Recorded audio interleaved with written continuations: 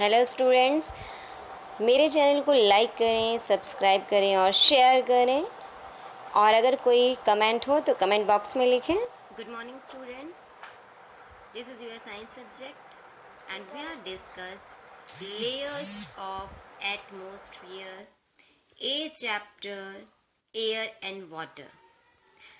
In this topic, today we are discuss layers of atmosphere. And to understand the layers of atmosphere, firstly we explain what is the atmosphere.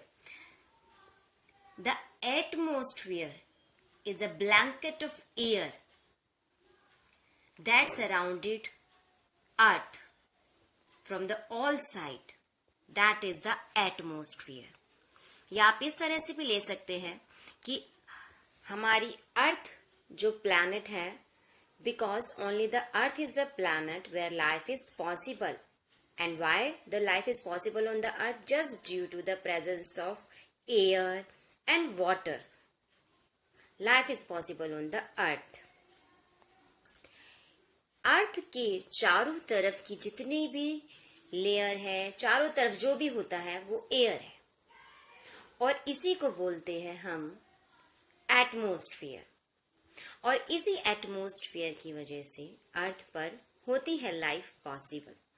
तो जानेंगे हम आज layers of atmosphere में. जो हम बोल रहे हैं एटमॉस्फेयर, जो हवा है चारों तरफ फैली हुई है अर्थ की, उनको उनके प्रेशर से, उनके टेम्परेचर के अकॉर्डिंग या उनकी प्रॉपर्टी के अकॉर्डिंग डिवाइड किया हुआ है 5 लेयर्स में. Troposphere, stratosphere, mesosphere, thermosphere, and the 5th is the exosphere. And exosphere is the outermost layer from the earth. ये सबसे बाहर की लेयर होती है एंड वाइड लेयर है. और ट्रोपोस्फेयर ये सबसे फर्स्ट लेयर होती है, inner most layer from the earth, या अर्थ के बिल्कुल बाहर की लेयर होती है, फर्स्ट लेयर. हम आपको इस डायग्राम से समझाते हैं, इसे समझने की कोशिश कीजिए. ये हमारी अर्थ है. अब अर्थ की जो फर्स्ट लेयर है, अर्थ के ऊपर जितनी भी एयर है जो स्टार्टिंग की है, इसके अंदर क्लाउड फॉर्मेशन होती है. वो क्लाउड फॉर्मेशन होती ही क्यों है, बादल बनते क्योंकि इसी लेयर के अंदर वाटर वेपर्स ज्यादा मात्रा में होते हैं, बहुत ज्यादा अमाउंट में होते हैं water vapour. Approximately 99% water vapors present in troposphere, and that's why cloud is formed in this layer. Second layer, मैं आपको ये बता देती हूँ, थिकनेस 0 किलोमीटर से 10 किलोमीटर तक ट्रोपोस्फेयर, अप्रोक्सीमेटली ट्रोपोस्फेयर होती है. ये लेयर इतनी थिक होती है. अब जैसे ही हम 10 किलोमीटर से अबव चलेंगे, 50 किलोमीटर अप टू स्ट्रेटोस्फेयर आ जाएगी. यानी कि सेकेंड लेयर स्ट्रेटोस्फेयर 10 किलोमीटर के बाद से स्टार्ट हो जाएगी अप्रोक्सीमेटली, और ये 50 किलोमीटर तक रहती है. स्ट्रेटोस्फेयर क्योंकि मोस्टली क्लाउड तो ट्रोपोस्फेयर में ही बन जाते हैं, तो स्ट्रेटोस्फेयर में क्लाउड नहीं होते हैं, ये क्लीन लेयर होती है, या एक आधी क्लाउड होते हैं. तो इसलिए ये स्ट्रेटोस्फेयर जेट फ्लाइज के लिए या एरोप्लेन्स की फ्लाई के लिए काफी अच्छी होती है. तो इसीलिए जो जेट फ्लाइज है या एरोप्लेन फ्लाइज है, ये सब स्ट्रेटोस्फेयर के अंदर ही होती है. इनफैक्ट स्ट्रेटोस्फेयर के अंदर एक अच्छी बात तो ये होती है कि इसके अंदर मिडिल में, यहाँ पर स्ट्रेटोस्फेयर के मिडिल में, यहाँ बीच वाली में एक ओजोन लेयर प्रेजेंस होती है. और ये ओजोन लेयर सन से आने वाली अल्ट्रा वायलेट रेडिएशंस को ब्लॉक करने का काम करती है. सन से जो ultraviolet radiation, ultraviolet मतलब यूवी रेडिएशंस, ये जो रेज आती है ये बहुत हार्मफुल रेज होती है और अर्थ को गर्म करने का, वार्म करने का काम करती है. लेकिन स्ट्रेटोस्फेयर के अंदर ये ओजोन लेयर प्रेजेंस होती है, जिसकी वजह से जब सन से हानिकारक अल्ट्रावायलेट रेडिएशंस अर्थ पर आने लगती है, तो स्ट्रेटोस्फेयर तक पहुंचते ही वो ओजोन लेयर से टकराकर रुक जाती है। तो इसका मतलब ओजोन लेयर अल्ट्रावायलेट रेडिएशन को ब्लॉक करने का भी काम करता है ताकि अर्थ ज्यादा गर्म ना हो पाए। थर्ड नंबर की जो मेसोस्फीयर है, थर्ड नंबर की लेयर है, इस लेयर में पहुंचते ही टेम्परेचर -90 सेल्सियस टेम्परेचर हो जाता है इसका। इस टेम्परेचर का मतलब समझते हैं आप, ये बहुत ठंडी लेयर हो जाती है। सडनली टेम्परेचर बिल्कुल डाउन हो जाता है और यहाँ पर प्रेशर भी लो हो जाता है। तो ये जो टेम्परेचर है बहुत कम टेम्परेचर है। इसीलिए जब मीटेरॉइड्स यहाँ पर आते हैं तो मीटेरॉइड्स मेसोस्फीयर के अंदर आते ही बर्न हो जाते हैं।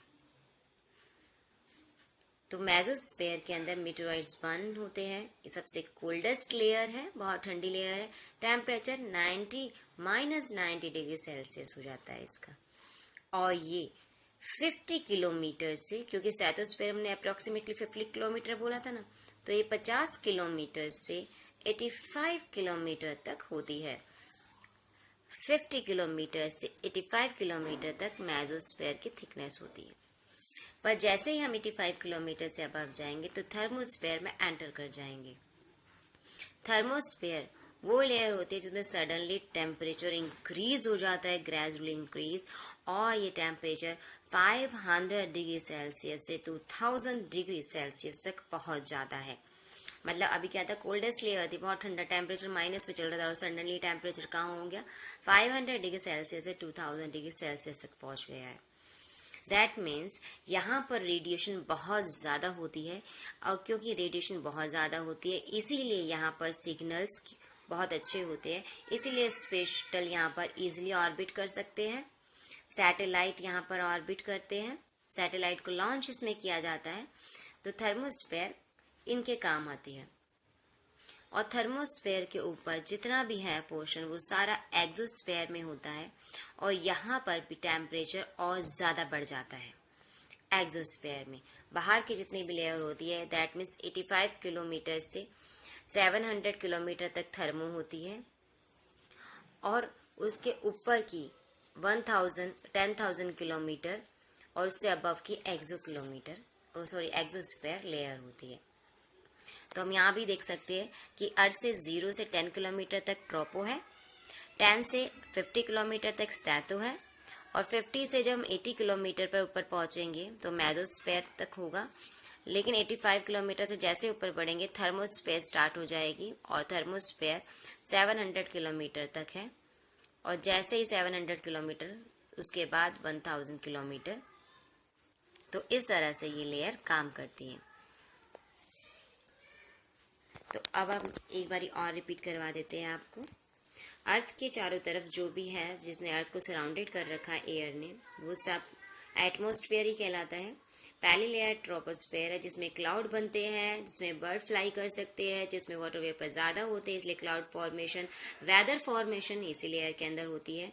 और क्योंकि क्लाउड मोस्टली इसी में बन जाते हैं तो ये वाली सेकंड लेयर स्ट्रेटोस्फेयर खाली हो जाती है, इसीलिए इसमें जेट फ्लाइज हो सकते हैं, एरोप्लेन फ्लाइज हो सकते हैं। इसके अलावा इसमें ओजोन लेयर होती है जो यूवी रेज को, यानी कि सन से आने वाली हार्मफुल अल्ट्रावायलेट रेडिएशन को ब्लॉक करने का भी काम करती है और अर्थ को वार्म होने से बचा देती है।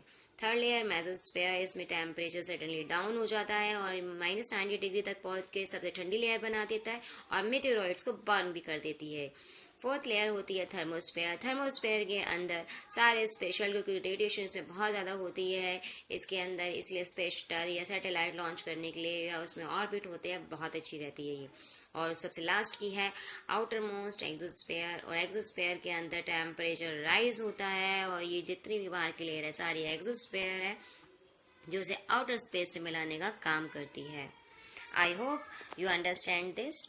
इसे ड्रॉ कीजिए, ड्रॉ करने के बाद इसको रिवाइज कीजिए। इसी तरह से ड्रॉ करना है ताकि इजीली आपको, और इनकी पिक्चर्स भी बना सकते हैं आप, मीटेरॉइड्स की, जेट फ्लाइज की या स्पेस शटल की, इनकी आप पिक्चर्स बना सकते हैं। इससे ज़्यादा इजी लर्न होगा। दोबारा नेक्स्ट वीडियो के अंदर आपको और अच्छी तरह से दूसरे टॉपिक एक्सप्लेन करेंगे। इन्हें अच्छी तरह से ड्रॉ करना, समझनी है इस लेयर को, और इन्हें याद भी करना है आपको। Thank you students.